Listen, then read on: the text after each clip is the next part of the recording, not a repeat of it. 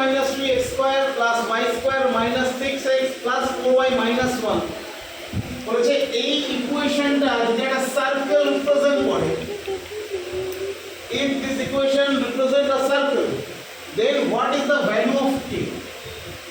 আর k এর value কত হবে? এটা যদি একটা সার্কেল রিপ্রেজেন্ট করে তাহলে k এর ভ্যালু কত হবে?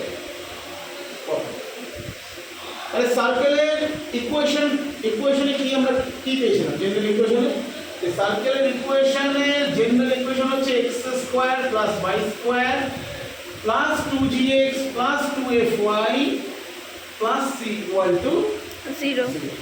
সার্কেলের ইকুয়েশনে x স্কয়ারের কোএফিশিয়েন্ট আর y স্কয়ারের coefficient always equal.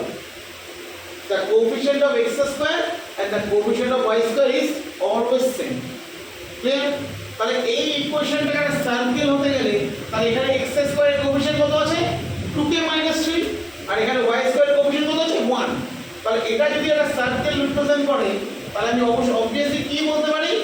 2k - 3 equal to 1. right? So 2k equal to 4 and k equal to what? So the value of k must be okay. তাহলে x এর ভ্যালু 1 হয়ে যাবে, 1 এর ভ্যালু 1 হয়ে যাবে। ওই তো k এর ভ্যালু 2, k এর ভ্যালু এখানে 2 এর বসে x square plus y square হয়ে যাবে, ঠিক আছে? ওকে, তাহলে তো k এর ভ্যালু বলতে কত হবে? 2 হয়ে যাবে। আচ্ছা, এই যে ধর এটা ইকুয়েশন নিচ্ছি মনে কর 3x square plus 2y square minus 6x plus 4y minus 9 equal to 0। এটা কি একটা সার্কেল ইকুয়েশন হবে না হবে না?